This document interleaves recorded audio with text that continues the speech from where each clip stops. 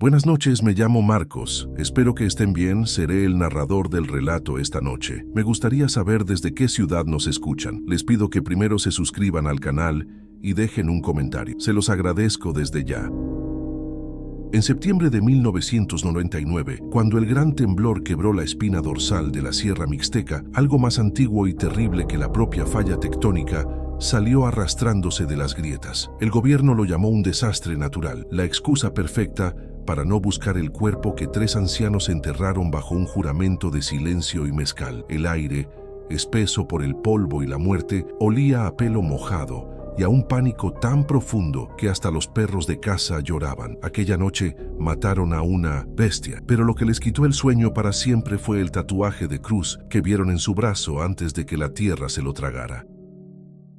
Elías, con sus 72 años a cuestas, era ya parte del paisaje de la Mixteca Alta, una figura erosionada por el sol y el silencio, tan agrietado como la tierra seca que lo rodeaba. Sus hombros, permanentemente encorvados, no se doblegaban solo por el peso de la edad, sino por el de una noche de septiembre de 1999 que se negó a terminar. Vivía recluido en un pequeño rancho de adobe, colgado de una ladera que miraba hacia el oeste, donde el sol se ponía con una violencia de sangre y naranja. El silencio en su propiedad era una entidad propia, densa y pesada, rota únicamente por el viento que silbaba entre los cardones y el ladrido ocasional y manso de sus 2 perros actuales, sombras pálidas de la jauría que una vez comandó. Aquel silencio era su penitencia y su fortaleza, un muro construido para mantener los ecos a raya. Antes de continuar, suscríbete y cuéntanos desde qué parte de México o del mundo estás viendo esto. Su rutina era un ancla lanzada contra la marea del recuerdo. Despertaba antes que el sol, cuando el aire todavía era frío y olía a polvo y a la promesa lejana de la lluvia. El ritual del café de olla, negro y amargo, precedía a la caminata lenta para revisar a sus pocas cabras y gallinas. Cada movimiento era deliberado, una coreografía practicada durante más de 2 décadas para ocupar las manos y vaciar la mente. Los 2 perros que lo seguían, un par de criollos de pelaje claro y mirada dócil, eran compañía, no armas. No se parecían en nada a los otros, a la jauría de colmillos afilados y lealtad salvaje que había sido su orgullo. Aquellos perros antiguos eran un recuerdo encerrado bajo llave, un capítulo de su vida que ardía si se le permitía el más mínimo resquicio de aire para respirar. El rancho era un microcosmos de su alma, austero, funcional y atrincherado. La casa de adobe, con su techo de lámina y su piso de tierra apisonada, contenía lo mínimo indispensable: una mesa de madera, 2 sillas, una cama con un catre quejumbroso y un pequeño altar con una virgen descolorida. No había fotografías ni adornos, ni nada que evocara un pasado más allá del trabajo diario. En una esquina, sin embargo, descansaba un baúl de madera oscura, cerrado con un candado oxidado. Nadie más que él sabía lo que contenía: el collar de cuero del líder de su antigua jauría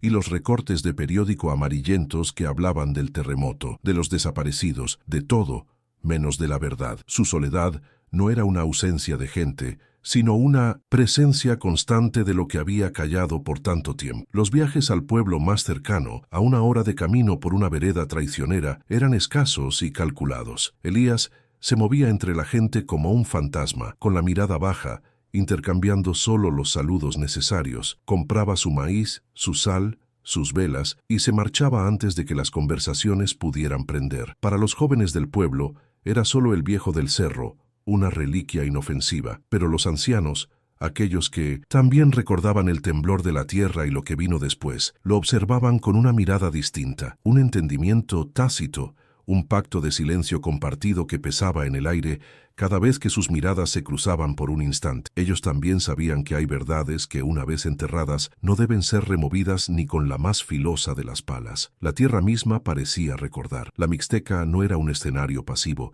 sino un testigo activo de su tormento. Elías conocía cada cañada, cada formación rocosa, cada árbol de copal que se aferraba a la vida en las laderas, el olor a creosota después de una llovizna, el zumbido de los insectos al mediodía, el grito agudo de un halcón trazando círculos en el cielo. Todo estaba impregnado de memoria. Caminaba por esas veredas y sentía el peso de la historia bajo sus pies, la historia oficial del desastre natural y la otra, la suya, la que sangraba en la oscuridad. El paisaje Era su única Biblia, y sus páginas estaban escritas con la tinta indeleble del miedo y la sangre seca, un evangelio terrible que solo él podía leer e interpretar en su totalidad. A veces, sin previo aviso, el control que ejercía sobre sus pensamientos se resquebrajaba. Un sonido particular, como el de una rama seca quebrándose bajo una pisada en la noche, era suficiente para tensar cada músculo de su cuerpo. Se quedaba inmóvil, escuchando, con el corazón martilleando contra sus costillas,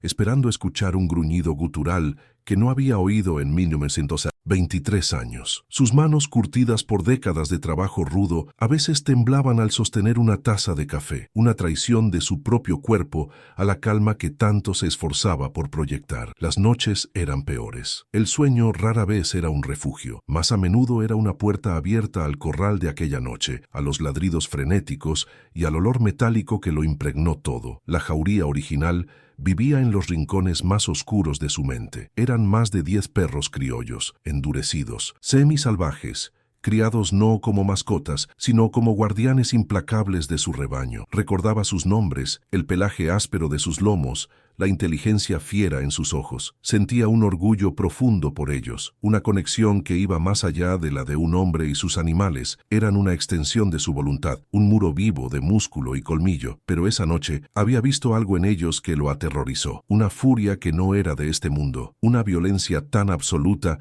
que reflejaba la de la criatura que estaban destrozando. El orgullo se había podrido con el tiempo, dejando solo una mezcla de culpa y un miedo primario a esa capacidad de violencia que él mismo había fomentado. El terremoto del 99 había sido el catalizador, la grieta por la que se coló el infierno. Cuando la tierra se sacudió con esa furia de 7.5 grados, no solo derribó casas y bloqueó caminos, sacudió algo más profundo, algo antiguo que dormitaba bajo las piedras. La gente del campo sabe que los desastres naturales despiertan más que solo el miedo. Despiertan cosas que no tienen nombre, que se arrastran fuera de sus escondites en el caos. Elías evitaba pensar en ello, pero sabía que el temblor había sido una señal, un llamado. El caos subsiguiente, con el gobierno ausente y las comunidades aisladas, fue la tapadera perfecta. En medio de la tragedia humana, ¿quién iba a notar la desaparición de un hombre o la muerte de una bestia? Su aislamiento era una armadura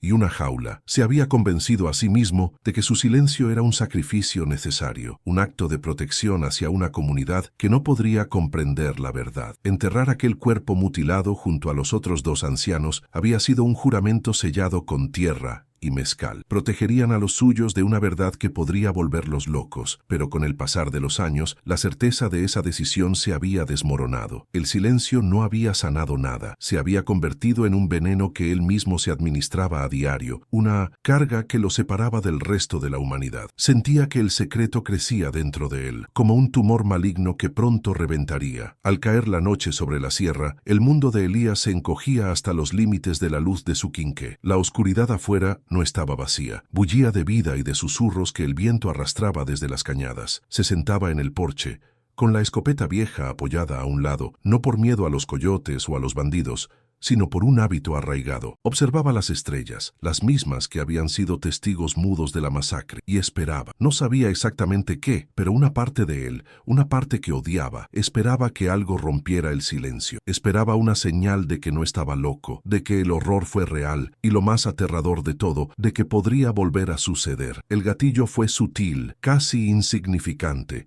un eco perdido en el viento de la tarde. Lo trajo consigo un joven, un forastero con una cámara colgada al cuello y la ingenuidad brillante en los ojos. Se presentó como un fotógrafo documentalista, interesado en los efectos a largo plazo del terremoto de 1999 en las comunidades aisladas. Le hizo a Elías preguntas sobre la resiliencia, sobre la memoria colectiva, sobre cómo la gente había reconstruido sus vidas. Elías respondió con monosílabos, con evasivas, sintiendo cómo cada palabra del joven removía la tierra compactada de su secreto. El fotógrafo, sin saberlo, estaba hurgando en una tumba. Mencionó que había escuchado rumores, leyendas locales sobre desapariciones extrañas en aquella época, historias que los viejos contaban entre susurros y que los jóvenes descartaban como supersticiones. Fue entonces cuando Elías sintió el primer escalofrío, el primer temblor que no venía de la tierra. La verdadera punzada llegó cuando el fotógrafo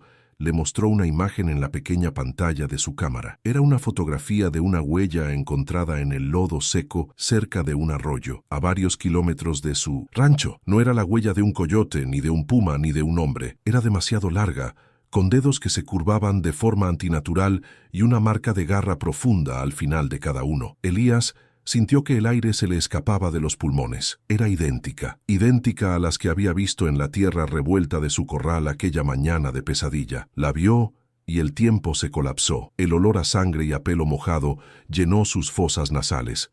El eco de los gruñidos resonó en sus oídos. El joven fotógrafo entusiasmado siguió hablando sobre su proyecto, pero Elías ya no lo escuchaba. Solo podía ver esa huella impresa en su mente, una prueba tangible de que el monstruo no era solo un recuerdo. La reacción de su cuerpo fue inmediata y violenta, una rebelión de la carne contra el control de la mente. Un sudor frío le recorrió la espalda. Sus manos comenzaron a temblar de forma incontrolable, obligándolo a esconderlas bajo la mesa. Sintió una náusea profunda, un ácido que le subía por la garganta. Se disculpó bruscamente, murmurando algo sobre el ganado, y se levantó, dejando al fotógrafo confundido en su porche. Caminó a trompicones hacia el corral vacío, apoyándose en un poste de madera para no caer. La luz del sol le parecía demasiado brillante, los sonidos del campo, demasiado agudos. Era el TPT, el trastorno de estrés postraumático, manifestándose con la fuerza de un golpe físico. El trauma, mantenido a raya durante 23 años, con la disciplina del silencio y la rutina, había roto sus cadenas. El pasado no estaba muerto, ni siquiera era pasado. El fotógrafo se marchó esa tarde, prometiendo volver. Su partida no trajo alivio, sino una nueva clase de terror. Elías se quedó solo con la imagen de la huella y la certeza de que algo estaba mal. Durante días vivió en un estado de hipervigilancia. Cada sombra le parecía una amenaza, cada sonido nocturno un presagio. Limpió y cargó la vieja escopeta, un arma que no había disparado en años. Sus dos perros, sintiendo su ansiedad, se volvían inquietos, gimiendo y pegándose a sus piernas. El conflicto interno lo estaba destrozando. El deber autoimpuesto de proteger a la comunidad chocaba frontalmente con el miedo paralizante a revivir el horror. La culpa, su vieja compañera, lo atormentaba. Su silencio había permitido que esto volviera. ¿La sangre de las próximas víctimas estaría también en sus manos? Una semana después del encuentro con el fotógrafo,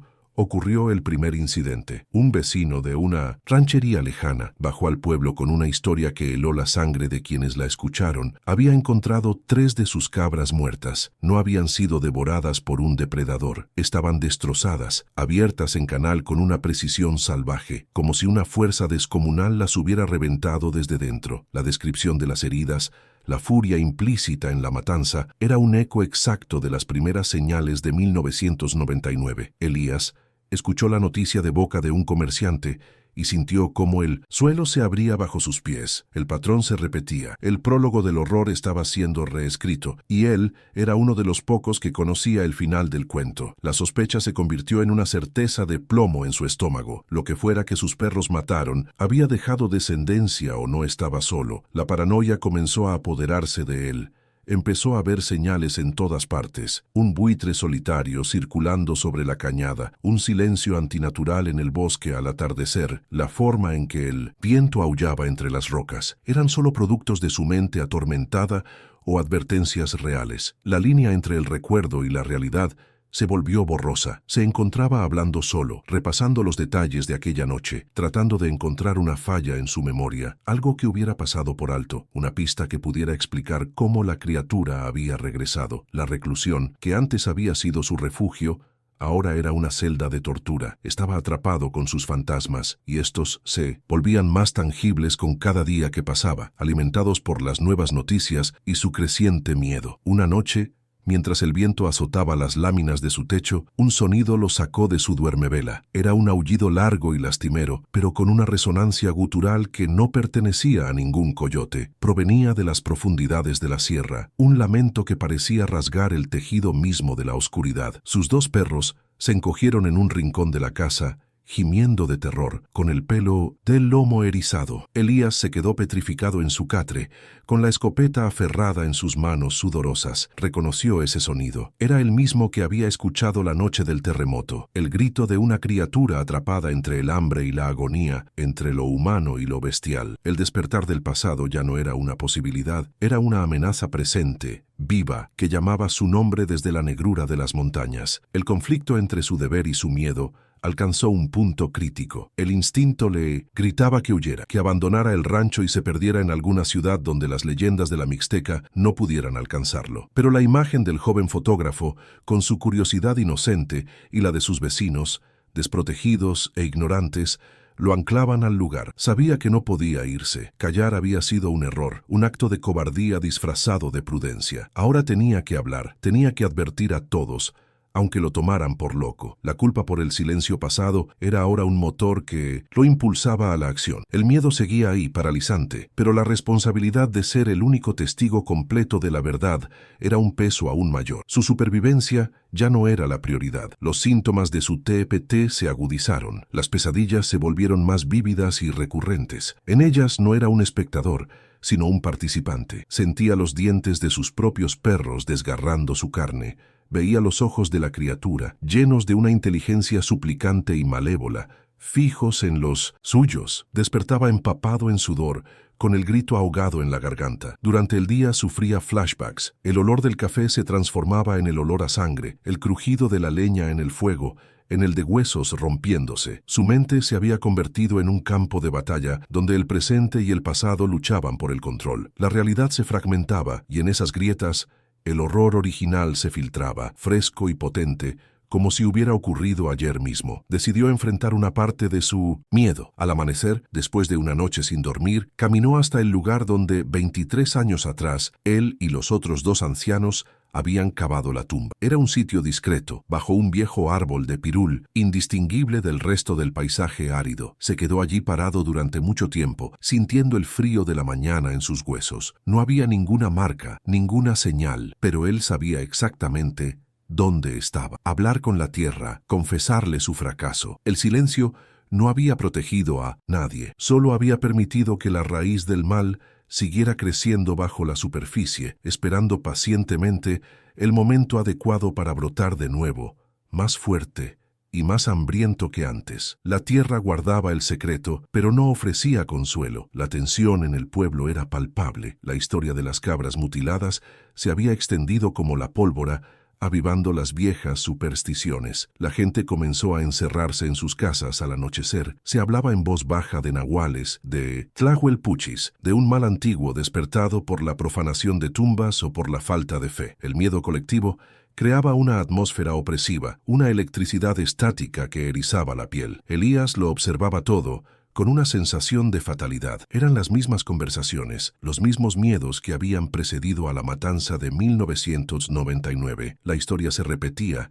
y la comunidad, sin la memoria de la verdad, estaba condenada a sufrirla de nuevo, indefensa ante un enemigo que ni siquiera creían real. Elías empezó a prepararse, no para huir, sino para luchar. Sacó el viejo baúl de madera de la esquina y forzó el candado oxidado. Dentro, el olor a cuero viejo y a papel rancio lo golpeó como una ola. Sacó el collar de cuero, grueso y tachonado, que había pertenecido a Sombra, el líder de su antigua jauría. Lo sostuvo en sus manos temblorosas, sintiendo el peso de la lealtad y la violencia que representaba. También sacó los recortes de periódico, artículos sobre el terremoto, listas de desaparecidos. En el reverso de uno de ellos, había dibujado un mapa tosco de la zona, marcando el lugar del entierro y los puntos donde se habían visto las primeras señales. Eran sus reliquias, las pruebas de su evangelio oscuro. Una tarde, mientras revisaba sus escasas provisiones, se dio cuenta de que no tenía opción. El joven fotógrafo,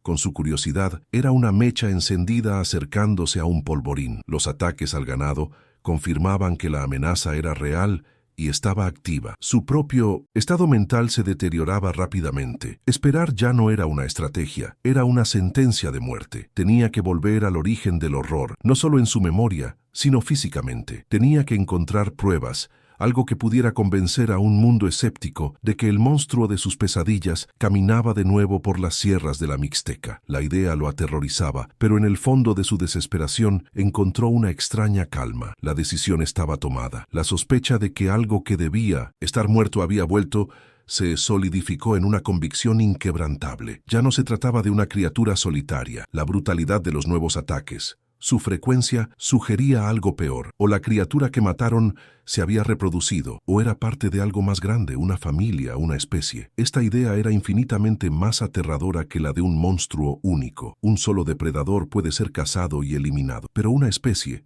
una línea de sangre de abominaciones, era una plaga que no podía ser erradicada. Elías comprendió que la batalla de 1999 no había sido el final de la guerra, sino apenas la primera escaramuza, y él, un viejo pastor con las manos temblorosas, era el único veterano que quedaba en pie. Elías se sentó en su porche al atardecer, observando cómo las montañas se teñían de púrpura y negro. Sostuvo el collar de sombra en una mano y un vaso de mezcal en la otra. El alcohol no le quemaba la garganta, la limpiaba, dándole la claridad que necesitaba. Sabía lo que tenía que hacer. Tenía que contar la historia. Tenía que guiar a alguien de vuelta al epicentro de la pesadilla. Tal vez al joven fotógrafo, cuya cámara podría capturar una verdad que las palabras por sí solas no podían transmitir. Era un riesgo enorme. Podría llevar a un inocente a la muerte, pero el riesgo de permanecer en silencio era aún mayor, la muerte de muchos. Levantó el vaso hacia la oscuridad creciente, un brindis silencioso por los perros que habían muerto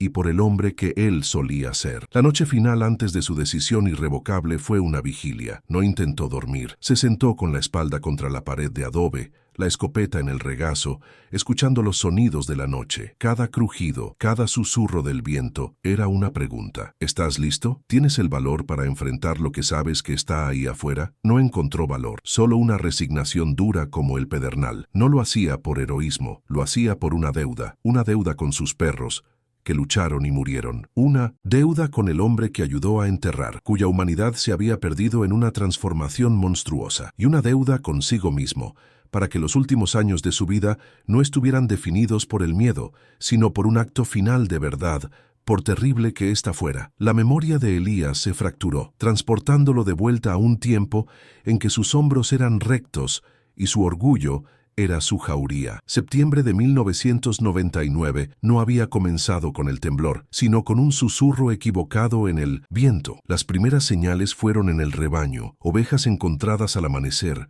no devoradas, sino destrozadas con una hazaña que no pertenecía a la lógica del hambre. Los cuerpos estaban abiertos, las entrañas esparcidas en un patrón casi ritual, como si el perpetrador hubiera matado por placer o por una rabia incomprensible. Los coyotes y pumas de la región eran depredadores, no torturadores. Los ancianos del pueblo se miraban unos a otros en silencio, reconociendo un patrón que sus abuelos les habían enseñado a temer, una violencia que no era de animales comunes, sino de algo que caminaba con la inteligencia torcida de un hombre. El horror escaló con una velocidad silenciosa. Primero fue un perro de una granja vecina, un animal conocido por su ferocidad, que desapareció sin dejar rastro, ni un ladrido, ni una gota de sangre. Luego, la tragedia golpeó el corazón de la comunidad. Un niño de 8 años que jugaba en los límites de la milpa no regresó a casa al atardecer. La búsqueda fue desesperada y exhaustiva. Hombres con machetes y lámparas peinaron las cañadas durante días, llamando su nombre hasta quedarse roncos. No encontraron nada, ni una huella, ni un trozo de ropa. La nada misma era más aterradora que cualquier evidencia. El miedo en la comunidad se transformó de una superstición susurrada a una certeza helada. Algo estaba cazando entre ellos, algo que era lo suficientemente astuto como para no dejar rastro. Elías recordaba la inquietud de su propia jauría en esas semanas. Sus perros, normalmente seguros y dominantes, se volvieron nerviosos, olfateaban el aire nocturno con el pelo del lomo erizado, emitiendo gruñidos bajos y profundos dirigidos a una oscuridad vacía. Sombra, su líder, pasaba las noches en vigilia, con los ojos fijos en las colinas, como si esperara a un viejo enemigo. Elías reforzó las cercas de su corral, pero sabía que era un gesto inútil. Lo que sea que estuviera acechando No sería detenido por alambre o madera. Era un miedo que se filtraba a través de las paredes de adobe, un veneno que se instalaba en los sueños. La atmósfera estaba cargada, pesada con la anticipación de una violencia inevitable. La comunidad contenía la respiración, esperando el siguiente golpe. El 30 de septiembre. La tierra misma gritó. El terremoto fue una ruptura violenta con la realidad. Elías lo sintió como el fin del mundo, el suelo convulsionando bajo sus pies, el estruendo de la roca y el adobe viniendo de todas partes. Las casas se cuartearon. La pequeña iglesia del pueblo perdió su campanario y los caminos que los conectaban con el mundo exterior desaparecieron bajo toneladas de tierra. El aislamiento fue total e instantáneo. No había luz, ni teléfono, ni noticias. Solo el silencio posterior al caos y las réplicas que sacudían los nervios ya deshechos. El desastre natural fue tan abrumador que por un momento hizo que la gente olvidara al depredador que los acechaba, pero el caos era el hábitat perfecto para la bestia. La tragedia humana se convirtió en su camuflaje. En la confusión de los días siguientes, con la gente enfocada en encontrar a sus muertos y asegurar algo de comida, la criatura se envalentonó. Los rumores se esparcieron entre las rancherías aisladas. Un viajero había sido atacado en un camino bloqueado, sus restos encontrados a medias devorados. La descripción era la de un animal grande, pero algunos hablaban de una figura alta y delgada que se movía con una velocidad antinatural. Los que afirmaban haberla visto de lejos la describían como un hombre esquelético, con brazos y piernas demasiado largos, cubierto de un pelaje oscuro y enmarañado. Pero el detalle más perturbador, el que se repetía en cada relato aterrorizado, eran sus ojos. Brillaban en la oscuridad no con el reflejo animal, sino con una inteligencia humana, llena de malicia y una angustia profunda. La institución del gobierno era una ficción lejana. La única ley que importaba era la del silencio y la supervivencia. Nadie reportó nada a autoridades que no podían llegar. Era un problema de la tierra, y la tierra misma tendría que solucionarlo. El conocimiento sobre la criatura era un secreto a voces, una herencia oral transmitida en susurros. Los más viejos la llamaban por nombres prohibidos, una variante corrupta de un nahual, un brujo que había quebrado un pacto antiguo y ahora estaba condenado a una sed de sangre insaciable, atrapado entre dos mundos. No era un monstruo de película, era una enfermedad del alma, una plaga local que despertaba en tiempos de desesperación como el hambre, la sequía o, en este caso, el caos de un terremoto que había sacudido los cimientos del mundo. La noche del enfrentamiento, una réplica sísmica sacudió el rancho de Elías. Pero no fue eso lo que lo despertó, fue el sonido, un pandemonio de ladridos de su jauría, una furia sonora que nunca antes había escuchado. No era el ladrido de advertencia contra un coyote, era un estallido de violencia, una declaración de guerra. Y debajo de los ladridos, un grito gutural, un sonido desgarrador que no era ni humano ni animal, un aullido de dolor y rabia que parecía venir de las entrañas del mismo infierno. Elías agarró su machete y corrió hacia la puerta, con el corazón martillando en su garganta. Lo que vio a la luz de la luna fragmentada por las nubes lo dejó paralizado en el umbral, un espectador helado de un tabló primigenio. Su jauría, sus más de 10 perros endurecidos, se movían como una sola entidad, una ola de músculo y furia. Habían rodeado a la criatura contra la cerca del corral. Era alta, incluso encorvada, y sus largos brazos se agitaban, repartiendo zarpazos que abrían surcos sangrientos en los lomos de los perros. Pero los perros no retrocedían. Por cada uno que era lanzado por los aires, otros 3 se lanzaban a sus piernas, a su garganta, mordiendo, desgarrando, con una ferocidad que igualaba a la de la bestia. Sombra, su líder, había logrado prender sus mandíbulas en el cuello de Sintoste, la criatura, y se aferraba con una tenacidad mortal mientras el ser lo sacudía violentamente. Elías no podía intervenir. Era una vorágine de violencia que lo habría consumido a él también. La batalla fue brutal y sorprendentemente corta. El ser, debilitado por el hambre o herido previamente, no pudo soportar el ataque coordinado de la jauría. Se desplomó con un último chillido ahogado y los perros cayeron sobre él, en un frenesí de gruñidos y carne desgarrada. Elías permaneció en la puerta, temblando, escuchando los sonidos húmedos de la matanza, el crujido de los huesos. El olor a sangre y a pelo mojado por el sereno llenó el aire, un perfume nauseabundo que se grabaría en su memoria para siempre. Vio en sus propios perros, en su lealtad convertida en salvajismo ciego, un reflejo del horror que acababan de destruir. La línea entre el guardián y el monstruo se había desdibujado en un lodazal de sangre y barro. Al amanecer, la adrenalina dio paso a un horror helado. Elías se acercó con cautela al corral. Varios de sus perros estaban heridos, 2 de ellos mortalmente, y en el centro, yaciendo en un charco de sangre y lodo, estaban los restos. Ya no parecía una bestia. El frenesí de la jauría le había arrancado gran parte del pelaje y la carne, revelando la estructura subyacente. Era inconfundiblemente la de un hombre alto, demacrado, con el rostro destrozado, pero con un detalle que hizo que Elías vomitara. Un viejo tatuaje de una cruz en el antebrazo, descolorido pero visible. Era un hombre de un pueblo vecino que había desaparecido hacía semanas. Un hombre que tenía esposa e hijos. La conmoción dio paso a un pánico práctico y terrible. ¿Qué podía hacer? ¿Llamar a la policía inexistente? ¿Cómo explicar que su jauría había matado a un hombre que se veía como un monstruo? Sería acusado de asesinato, o peor, encerrado en un manicomio. El secreto de la comunidad sobre la existencia de estas criaturas era una protección, pero también una trampa. Mientras contemplaba el cadáver, llegaron 2 figuras silenciosas. Eran los ancianos del pueblo más cercano, atraídos por el pandemonio de la noche anterior. Vieron el cuerpo, vieron los ojos de Elías, y no necesitaron ninguna explicación. Eran hombres que conocían las viejas historias porque sus padres las habían vivido. El pacto de silencio se formó sin palabras. La decisión fue unánime, un peso compartido entre los 3 hombres. No se podía contar la verdad. La verdad era demasiado monstruosa, demasiado increíble. Profanaría la memoria del hombre que había sido, aterrorizaría a una comunidad ya devastada y traería sobre ellos una atención que no querían ni podían manejar. El apagamiento de la evidencia era un acto de piedad y de autopreservación. Con palas y una determinación sombría comenzaron a cavar. El sacrificio para mantener el secreto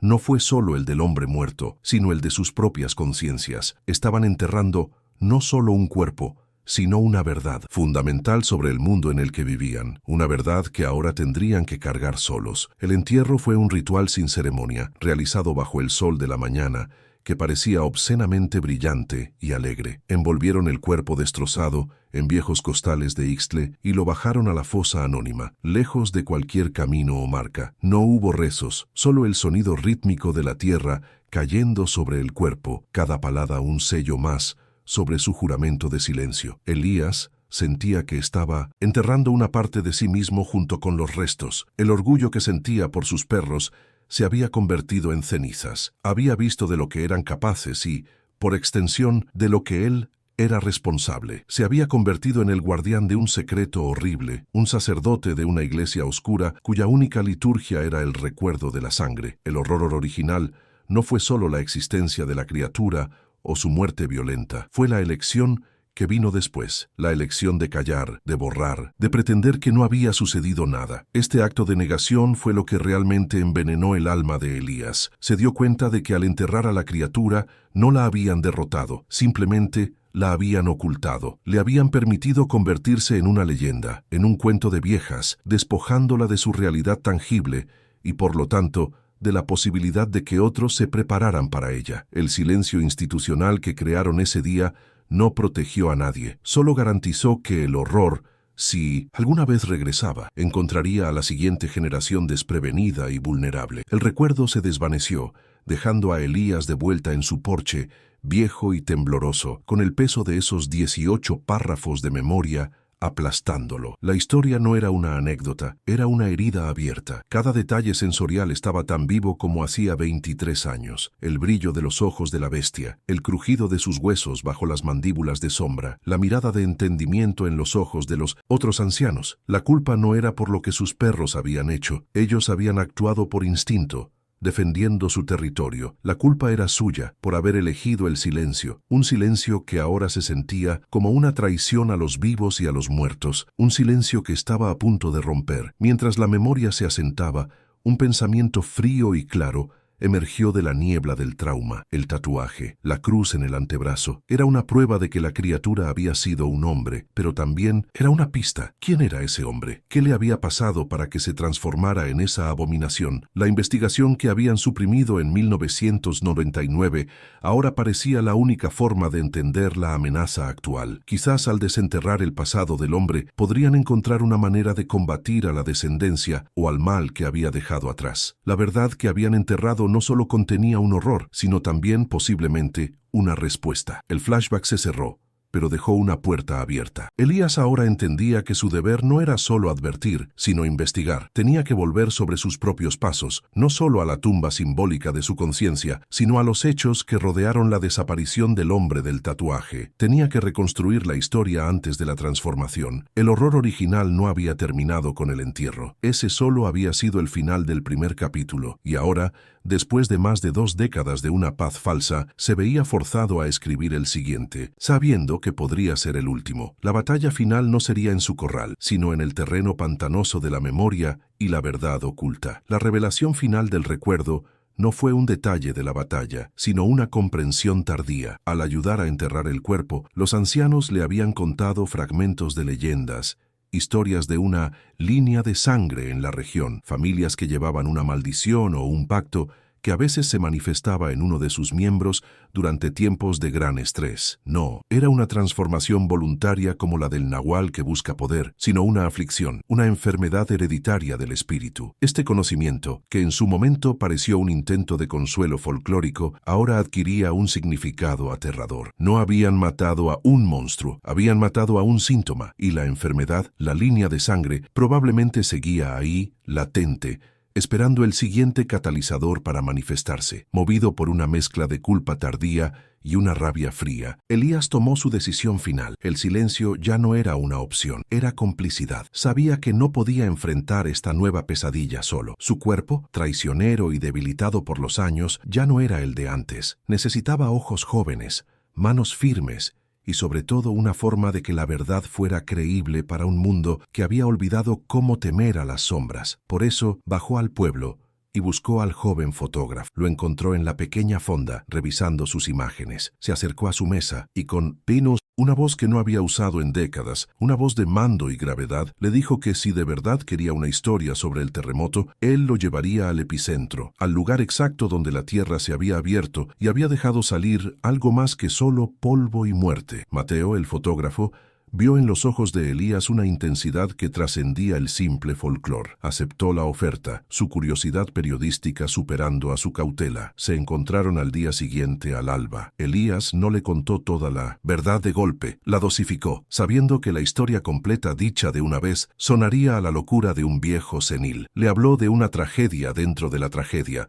una historia de desapariciones que nunca fue reportada oficialmente, debido al caos del terremoto. Le prometió mostrarle algo que nadie más había visto, una prueba de que algunas leyendas tienen raíces hundidas en la carne y la sangre. Mateo, sintiendo que estaba al borde de la historia más importante de su vida, preparó su equipo, su mente lógica tratando de encontrar explicaciones racionales para la solemnidad casi fúnebre del anciano. La primera barrera que enfrentaron no fue física, sino mental, el abismo generacional de la incredulidad. Mientras ascendían por las primeras veredas, Mateo intentaba encajar la narrativa de Elías en categorías que pudiera comprender. Un asesino en serie que usó el terremoto como tapadera, un conflicto entre familias que terminó en masacre. Su mente urbana y educada se resistía a la premisa de lo sobrenatural. Veía a Elías como una cápsula del tiempo, un fascinante repositorio de supersticiones rurales. Cada vez que Elías hablaba de la criatura,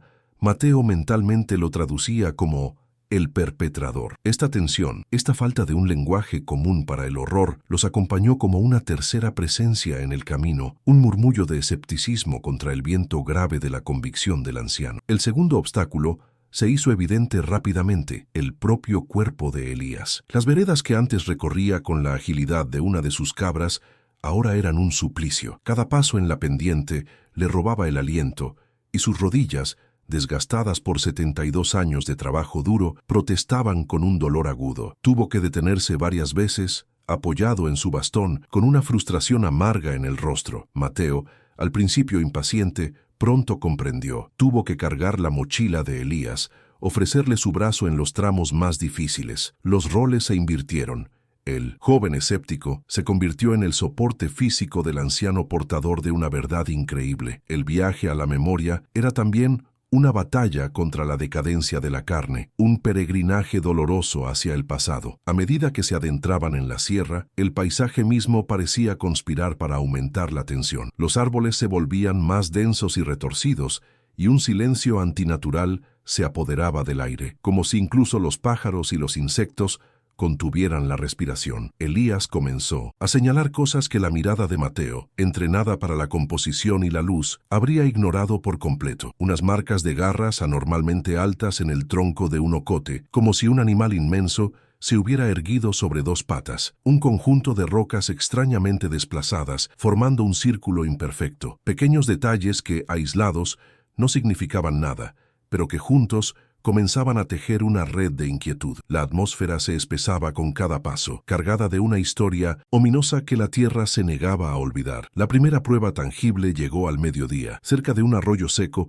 encontraron el cadáver de un coyote. Estaba fresco, probablemente de la noche anterior, y estaba destrozado con la misma violencia desmedida y antinatural que Elías había descrito en el ganado. El pecho había sido reventado hacia afuera, y las extremidades estaban torcidas en ángulos imposibles. No era obra de un puma. Mateo se quedó sin aliento, el olor metálico de la sangre llenando el aire. Por primera vez, su escepticismo se resquebrajó, reemplazado por un escalofrío que no tenía nada que ver con la temperatura. Levantó su cámara instintivamente, pero sus manos temblaban. Las fotografías que tomó de la escena no eran documentales. Eran el registro del momento exacto en que el miedo se volvió real. Esa noche, acamparon bajo un saliente rocoso. El fuego crepitaba, una pequeña isla de luz y calor en un océano de oscuridad y frío. Fue entonces cuando Elías comenzó su verdadera confesión. Con la mirada perdida en las llamas, relató los sucesos de 1999, empezando por las ovejas mutiladas y la desaparición del niño. Su voz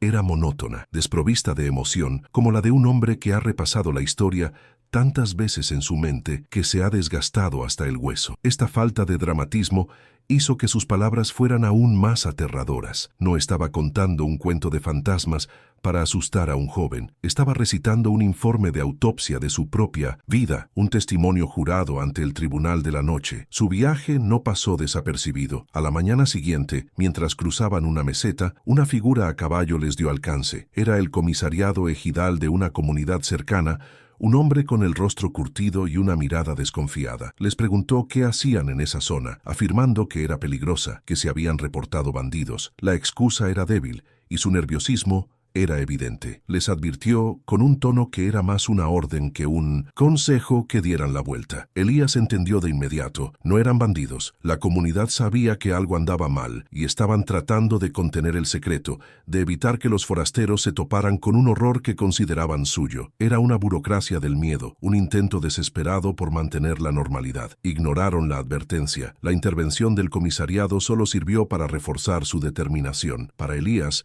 era una prueba de que no estaba loco, que el miedo era colectivo. Para Mateo era la confirmación de que había un encubrimiento, una historia mucho más grande de lo que había imaginado. Continuaron su camino, ahora con una sensación de urgencia y de estar transgrediendo una ley no escrita. Se movían con más cautela, conscientes de que no solo los estaba acechando una bestia, sino también el miedo de los hombres. El silencio de la comunidad era un guardián tan formidable como la propia criatura, y acababan de desafiarlo abiertamente. Finalmente, al atardecer del segundo día llegaron. Era un lugar anodino, un pequeño claro dominado por un viejo árbol de pirul cuyas ramas parecían garras esqueléticas contra el cielo anaranjado. Elías se detuvo, y todo el peso de los 23 años pareció caer sobre él. Su respiración se volvió agitada. Se apoyó en su bastón, con la mirada fija en un punto específico del suelo. El aire se sentía pesado, cargado de una quietud sagrada y profana a la vez. Después de un largo silencio, que pareció estirarse por toda una vida, se volvió hacia Mateo, con los ojos llenos de una tormenta de dolor y memoria. «Fue aquí», susurró con la voz rota, «aquí lo enterramos». La confesión completa brotó de Elías como una hemorragia. Le contó a Mateo todo: la batalla en el corral, la jauría desatada, la transformación del monstruo en hombre al ser destrozado, el tatuaje de la cruz, el pacto de silencio con los otros dos ancianos. Mateo escuchaba, inmóvil, sintiendo cómo el mundo que conocía se desmoronaba. Cada palabra de Elías era un golpe contra los cimientos de su realidad. La cámara que colgaba de su cuello se sentía como un juguete inútil, un artefacto de un mundo que ya no existía. ¿Cómo se puede fotografiar una verdad tan monstruosa? El horror no estaba en la criatura, sino en la historia de Elías, en su voz, en la certeza absoluta de su trauma. Su misión cambió de rumbo. Ya no se trataba solo de encontrar pruebas de un monstruo, sino de entender entender el origen de la plaga. Elías le explicó a Mateo la teoría de los ancianos sobre la línea de sangre, la maldición que corría por las venas de una familia local. La criatura no era una aberración solitaria, sino la manifestación de una enfermedad hereditaria. Les dio un nombre, el del hombre del tatuaje. La investigación se convirtió en una cacería genealógica, un descenso a la historia secreta de la región. Tenían que encontrar a los parientes, a los portadores de la misma sangre, para descubrir si la maldición había vuelto a despertar en la nueva generación. El rastro los llevó a un pueblo casi fantasma, a unas horas de camino, una colección de casas de adobe que se caían a pedazos, habitadas solo por unos pocos ancianos aferrados a sus recuerdos. Encontraron a una mujer muy vieja, una prima lejana del hombre que Elías había ayudado a enterrar. Al principio, la mujer fue hostil, sus ojos llenos de miedo y negación. Rechazó sus preguntas, hablando de viejas calumnias y de enfermedades mentales. Para ella, su primo no había sido un monstruo, solo un hombre enfermo que se había perdido en el monte. La muralla de silencio familiar, construida durante generaciones, parecía impenetrable, pero Elías tenía una llave que solo un testigo podía poseer. Con voz baja, describió el tatuaje de la cruz en el antebrazo, el detalle exacto y su ubicación. Al oírlo, la barrera de la anciana se derrumbó. Sus ojos se llenaron de lágrimas y un sollozo seco sacudió su frágil cuerpo. El reconocimiento de ese detalle íntimo era la prueba irrefutable. Se derrumbó y confesó: sí, la maldición era real, un mal que su familia había cargado en secreto durante siglos. Y sí, había vuelto. Un sobrino nieto, un joven que había mostrado los mismos signos de enfermedad, agresividad, aislamiento, un olor extraño, había desaparecido en la sierra hacía unas semanas, justo antes de que comenzaran los nuevos ataques al ganado. Movida por una mezcla de terror y un deseo desesperado de poner fin al ciclo, la anciana les dio una ubicación. Una vieja mina de cinabrio abandonada en lo profundo de una cañada, un lugar que la gente evitaba por considerarlo maldito. Les contó que, tradicionalmente, los miembros enfermos de su familia se sentían atraídos por ese lugar, como si la tierra misma los llamara. Se escondían allí durante sus peores crisis. En la oscuridad y el frío era su refugio y su tumba. El escenario para la confrontación final estaba listo. La confesión de la anciana no solo les había dado un mapa, sino también una sentencia. Llegaron a la entrada de la mina al anochecer. El lugar apestaba a muerte, una mezcla de humedad, minerales y la podredumbre inconfundible de la carne. La boca de la mina era una herida negra en la ladera de la montaña, un portal a un infierno de silencio y oscuridad. El miedo de Mateo era una cosa física, un nudo helado en su estómago. Su única arma era el potente flash de su cámara. Elías, en cambio, parecía haber trascendido el miedo. Sus manos estaban firmes al amartillar la vieja escopeta. Había una resignación en su rostro, la calma de un hombre que ha llegado al final de un camino muy largo y está listo para enfrentar lo que le espera. Entraron. La oscuridad era absoluta, y el haz de sus linternas cortaba el aire denso y viciado. En una cámara interior los encontraron, y el horror se multiplicó. No era uno, eran dos. Uno era joven y musculoso, lleno de una energía violenta y contenida. El otro era viejo, marchito, con el pelo ralo y la piel pegada a los huesos, acurrucado en un rincón. La revelación fue devastadora. La maldición no solo creaba monstruos, los condenaba a una larga y agonizante decadencia. No eran simplemente depredadores, eran víctimas atrapadas en una prisión de carne deforme. La criatura de 1999 no había sido un fin, sino parte de un linaje de sufrimiento. El enfrentamiento fue una explosión de violencia caótica. La criatura más joven se lanzó hacia ellos con un rugido que hizo vibrar las piedras. Era una pesadilla de garras y dientes, en el espacio confinado, iluminada solo por los destellos epilépticos del flash de Mateo y el fogonazo ensordecedor de la escopeta de Elías. El anciano logró disparar, pero no antes de que una garra le abriera una herida profunda en el costado. Mientras Elías recargaba, Mateo, actuando por puro instinto, comenzó a disparar su flash directamente a los ojos de la bestia, desorientándola, ganando segundos preciosos. El arte se convirtió en arma, la luz en un escudo. La batalla terminó tan rápido como empezó. Elías, apoyado contra una pared y desangrándose, logró hacer un segundo disparo a quemarropa que destrozó el pecho de la criatura. Se desplomó en silencio. Al otro lado de la cueva, el ser más viejo, que no se había movido, los observó con sus ojos llenos de una tristeza insondablemente humana. Dejó escapar un sonido que no fue un gruñido, sino un sollozo, un lamento roto, antes de que su cabeza cayera sobre su pecho y quedara inmóvil. La victoria no se sintió como un triunfo, sino como un acto de eutanasia brutal y necesario. El silencio que cayó después fue más pesado que el de cualquier tumba. ¿Te está gustando esta historia? Deja un like y suscríbete al canal. Ahora continuamos con el vídeo. Mateo se acercó, temblando de forma incontrolable. Su mente luchaba por procesar lo que acababa de presenciar. Levantó su cámara una última vez. Sabía que ninguna fotografía podría capturar la totalidad del horror, pero necesitaba una prueba. No le tomó una foto al rostro monstruoso. Apuntó su lente a la mano de la criatura más joven, una extremidad grotesca a medio camino entre la garra y la mano humana, y en uno de sus dedos deformes había un anillo de plata barato con una inscripción moderna y cursi. Era la prueba definitiva,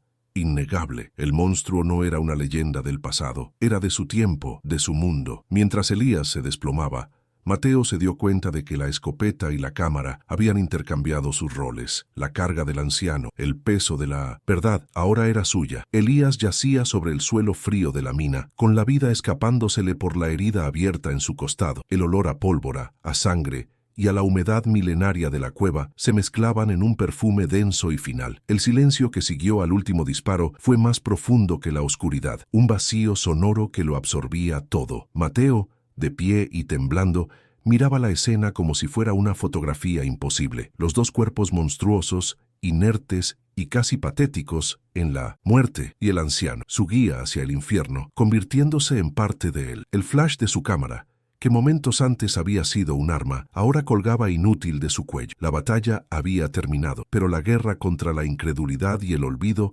apenas comenzaba. La luz de sus linternas recortaba 3 monumentos a una verdad que el mundo no estaba preparado para aceptar. El dolor en el costado de Elías comenzaba a desvanecerse, reemplazado por una extraña y lúcida frialdad. Sentía la tierra reclamándolo, una fuerza gravitacional que ya no tenía ganas de combatir. Sus ojos buscaron a Mateo, no con súplica, sino con una intensidad testamentaria. En la mirada del joven ya no veía al forastero curioso, sino al único heredero de su carga. Comprendió que su propósito no había sido sobrevivir, sino asegurarse de que la historia no muriera con él. Su largo silencio se había roto justo a tiempo para convertirse en el evangelio de otro. Su cuerpo estaba destrozado, pero su conciencia, por primera vez en 23 años, encontraba una especie de paz sombría. Había confesado, había actuado, y ahora podía permitirse el lujo de descansar para siempre. Mateo se arrodilló a su lado, sus manos torpes y manchadas de polvo, intentando aplicar presión sobre la herida. Era un gesto inútil, un último acto de negación frente a lo inevitable. Elías levantó una mano temblorosa y la posó sobre la de Mateo, deteniéndolo. No hubo palabras. El intercambio fue a través de la presión de sus dedos, una transferencia silenciosa de mando. En los ojos del anciano, Mateo no vio miedo a la muerte, sino la urgencia de un mensajero cuyo tiempo se ha agotado. Vio la aceptación de un soldado que ha cumplido su última guardia. En ese momento, Mateo dejó de ser un periodista. Se convirtió en un testigo, en el custodio de un juramento hecho sobre un lecho de muerte en el corazón de una montaña maldita. Con un último esfuerzo, Elías apartó la mano de su herida y señaló débilmente hacia la cámara que colgaba en el pecho de Mateo. El gesto lo era todo. Era su última voluntad, su única directiva. La memoria humana era frágil.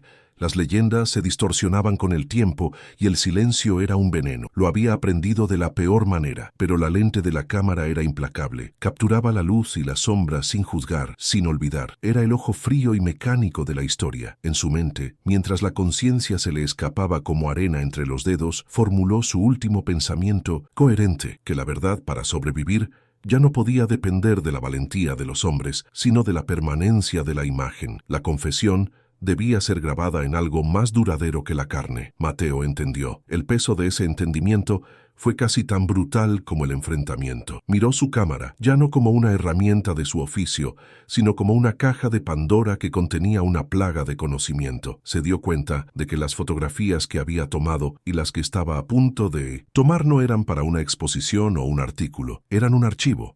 Una prueba para un juicio que quizá nunca llegaría. Eran una carga que lo obligaría a vivir en un mundo diferente al de los demás, un mundo donde los monstruos no solo eran reales, sino que tenían anillos de plata en sus dedos deformes y familias que lloraban su enfermedad. El legado de Elías no era una historia, era una sentencia de por vida. El último aliento de Elías fue un suspiro casi imperceptible. Sus ojos, que habían visto un horror inenarrable, perdieron su brillo y se quedaron fijos en el techo de la cueva. En el instante final, su mente no proyectó la imagen de la bestia, ni el terror de la batalla. Vio, por una fracción de segundo, el recuerdo de su jauría, de sombra corriendo al frente, leal y sin miedo. Fue un destello de un tiempo anterior al horror, un eco del orgullo que una vez sintió. Luego, nada. Su cuerpo se relajó por completo y el guardián del secreto de la Mixteca finalmente descansó. El silencio regresó a la mina, pero ahora estaba cargado con el peso de una vida extinguida y una responsabilidad transferida. Mateo se quedó a solas con los muertos. El silencio